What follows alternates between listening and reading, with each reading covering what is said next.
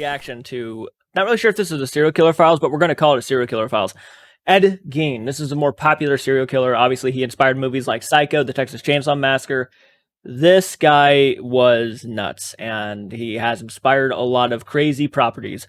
So if you like this type of content, want to see more content like this, hit the like button, subscribe to the channel through the channel, share the content. Really appreciate it. If you guys want to support us even farther and make sure that content like this still continues to come out tomorrow, today, whenever, then please become a member on our Patreon page. Give it a look at. It's a lot of fun, and we have a lot of exclusive content on there. Even a podcast that we try to do once a month.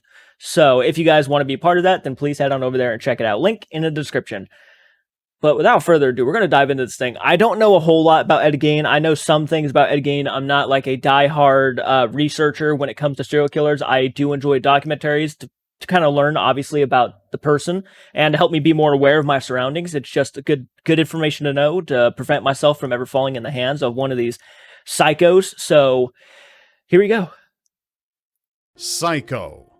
The Texas Chainsaw Massacre. The Silence of the Lambs. Yep. Chances are likely that you have seen these notorious movies, or at the very least, heard of them. I've seen them all. Their grisly nature will indeed leave one wondering how someone's imagination could possibly be so morbid. But the truth is, these films were inspired by one of the most bizarre, real killers in American history. Tonight, we discuss the Plainfield Ghoul, Ed Gein.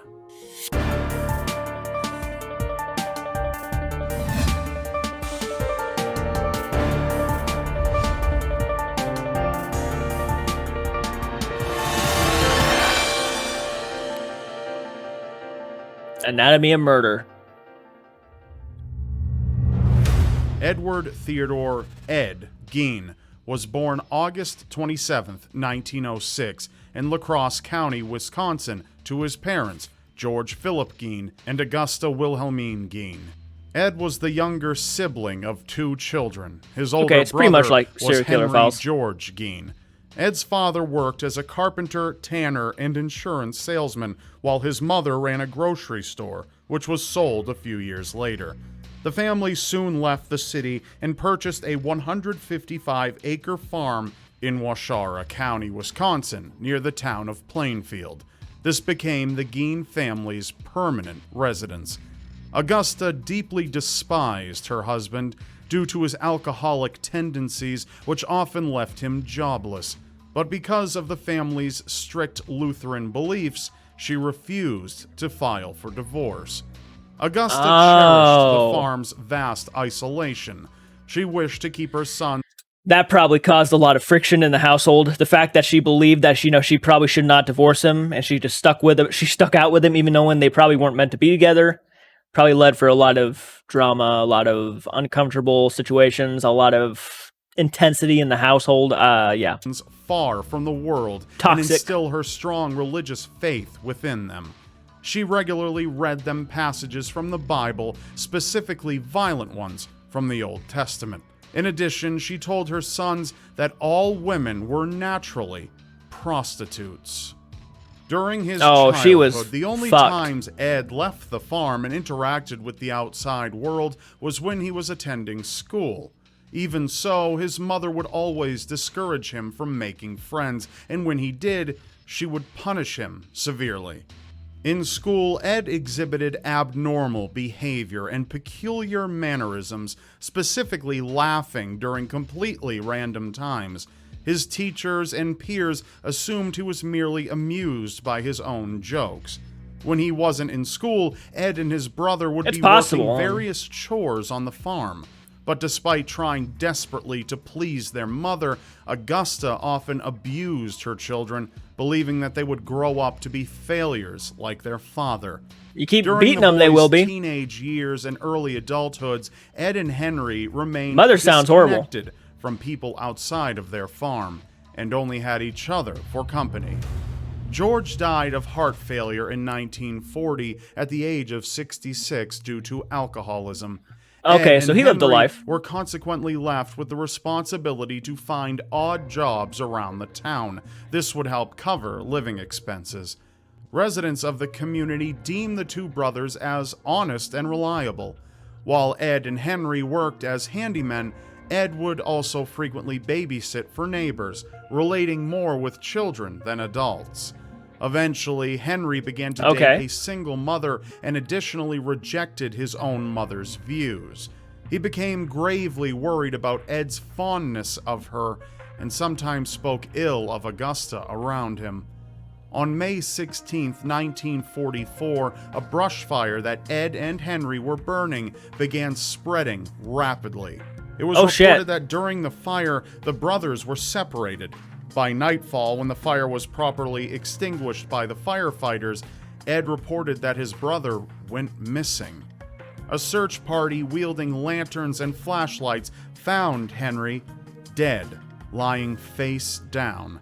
Evidently, he had been dead for quite some time and was untouched by the fire. Furthermore, bruises were discovered on his head. But despite this, was that a real body dismissed picture? the likelihood of foul play and never performed an autopsy. Many scholars believe that the possibility that Ed murdered his brother is exceedingly high. I mean, they both go missing. Oh, okay. No autopsy of the body? The fact that they could have learned so much. Okay. The only two remaining members of the family were Ed and his mother. Augusta soon had a stroke, after which Ed pledged to take care of her. In 1945, Ed and Augusta visited a man named Smith to purchase straw. During their visit, Augusta witnessed Smith beating a dog to death, during which a woman came out pleading with him to stop. What troubled Augusta was not the fact that the dog was killed, but the fact that the woman was present, a woman who was not married to Smith. She referred to the woman as Smith's harlot. After this event, Augusta suffered yet another stroke, and from this point onward, her health increasingly declined. On December 29, 1945, Ed's mother died at the age of 67. Her death negatively impacted Ed's life, tearing his mind apart. After her death, Gein stayed on the farm, making a living from working odd jobs. He boarded up every room used by his mother, including the upstairs, downstairs parlor, and living room. The areas of the home that he did occupy became extremely disorganized and decrepit. During this time in his life, he began reading death cult and horror pulp fiction magazines, as well as medical encyclopedias and books about the human anatomy. On November 16, 1957, Plainfield hardware store owner Bernice Warden went missing. One of the Plainfield residents reported that Warden's truck was driven out from the back of the store at 9:30 a.m. The store had been closed the entire day, but many of the residents assumed it was because of deer season. Deputy Sheriff Frank Warden, Bernice Warden's son, entered the store at 5 p.m. The cash register was open and bloodstains were conspicuously on the floor. Frank Warden made it clear to investigators that Ed Gein was the last customer the day before and would have likely purchased antifreeze the following morning. Antifreeze, The last receipt was from earlier that morning and had antifreeze written on it. Later that evening, Ed was apprehended at West Plainfield Grocery Good. I'm sure he gets away, though. The Waushara County Sheriff's Department subsequently searched his property, and what they uncovered that night at the Gein residence was undoubtedly the most twisted crime scene in so he didn't get away. history. A deputy found Warden's corpse hanging in a shed, decapitated and dressed out like a deer. A .22 caliber rifle had given her a quick death, after which the mutilations took place. As law enforcement officers entered the house, they that is horrifyingly disgusting. Realize just how gruesome the crimes Ed committed were. Among the items taken from the scene were whole human bones and fragments, a waste I'm assuming these are real photos. Human skin covering several chair seats, skulls on his bedposts, female skulls, some with their tops sawn clean off, bowls made from human skulls, a corset created from a female torso, skinned from shoulders to waist, leggings made from human skin. Oh, God. 9 masks of human skin. That looks like Michael Myers. I'm not trying to make a joke, but Jesus. Bernice Worden's entire head in a burlap sack, as well as her heart in a plastic bag. 9 Sick. external That's female disgusting. genitals cut off and stored in a shoebox. A young girl's dress and the genitals of 2 females judged to have been 15 years old.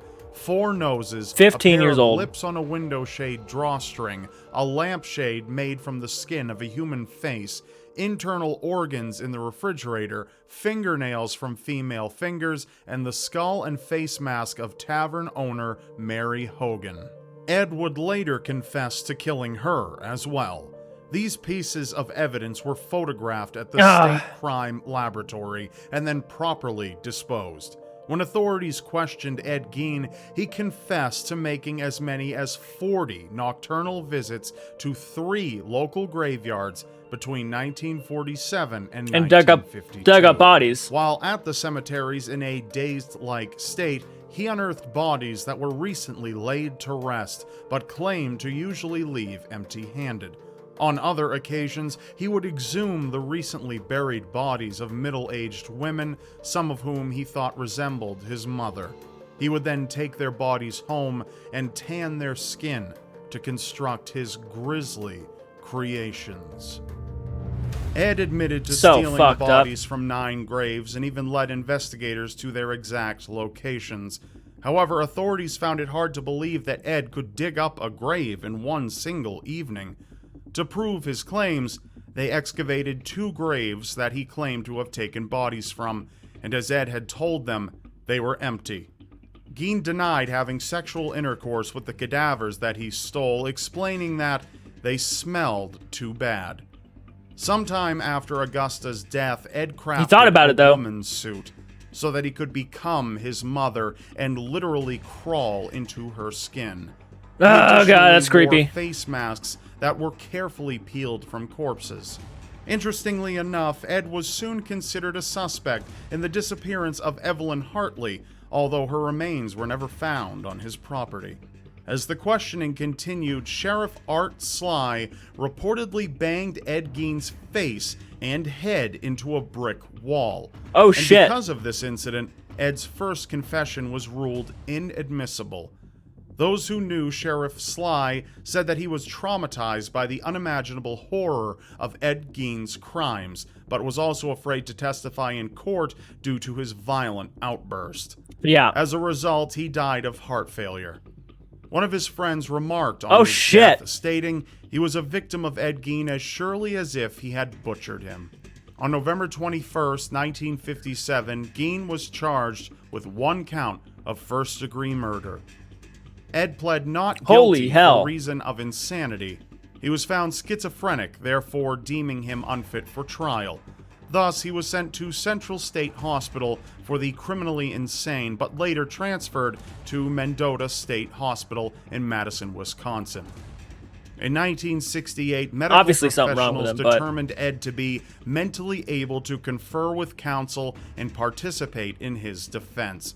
His trial began on November 7, 1968, lasting only 1 week. During the trial, a psychiatrist testified, stating that Ed had told him that he was not sure whether or not he intentionally killed Bernice Worden, saying that while he was in Worden's store, he was examining a rifle when it accidentally went off and shot her. The defense requested that I don't believe it accidentally went off without jury, with Judge Robert H. Gallmar ruling. Ed was found I don't like guilty that. He's smiling. by Gallmar on November 14th. However, a second trial soon followed in regard to his sanity.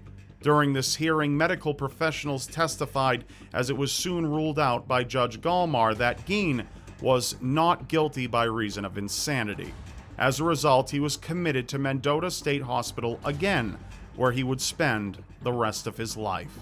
Okay, so he wasn't put down. Ed Gein's house was scheduled to be auctioned on March 30th, 1958.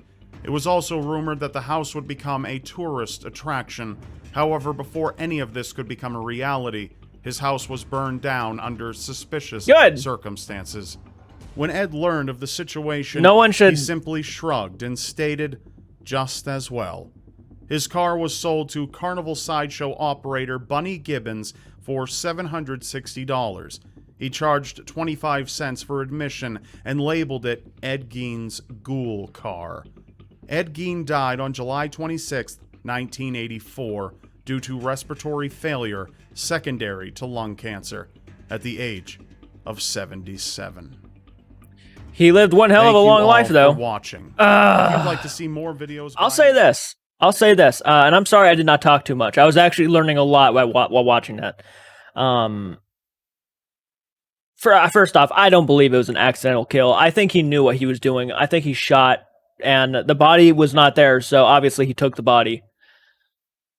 Okay, obviously the guy was something mentally wrong with him. I could tell because obviously his childhood was a big pile of shit. His mom obviously was a terrible woman who would psychologically abuse these kids, beat them physically, saying that all women are harlots. Okay. I can understand why he wasn't all there. He was very secluded. He was very isolated from the world. Hell, he was told not to make friends at school, so he didn't have a social life. I'm not excusing the shit he did. I can just see why he ended up the way he ended up. That's the point. He ended up the way he ended up because of a horrible fucking childhood.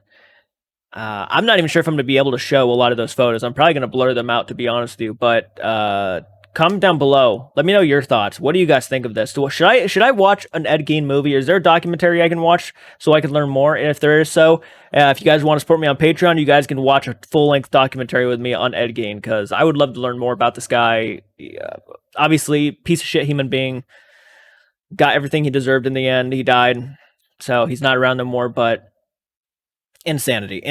I can see there was a lot more taken away from the Texas Chainsaw Massacre and Psycho, more so than I thought there would be. Yeah, clearly, like him trying to try on his mother's skin so he can like walk around and pretend that he was her. The craziest of shit. The lamps, the beds, the desks made of human skin. I mean, that's obviously Texas Chainsaw Massacre took inspiration from that. I mean, this is a crazy incident right here. Comment down below, let me know your thoughts. What do you guys think of this? Let me know down in the comments below. Thank you for watching. As always, keep it retro, and I'll check you guys out in the next video. Take care. Holy shit, Michael. We made it to We Slaughtered Barbecue. The epitome and the purpose of our trip is to make it to this area. Oh yes. Food and cattle. Yep. I just noticed, is that a cemetery way over there, or are those cattle? No, I think that is a small cemetery. Holy shit, that's kind of cool and creepy. That thing is massive, but there's not just that one. There are spiders literally There's everywhere. one there. There's one there. There's one over there. And then there's this one here. Dude, they're everywhere on the property. Huge. It's Oh, cool. there's one there.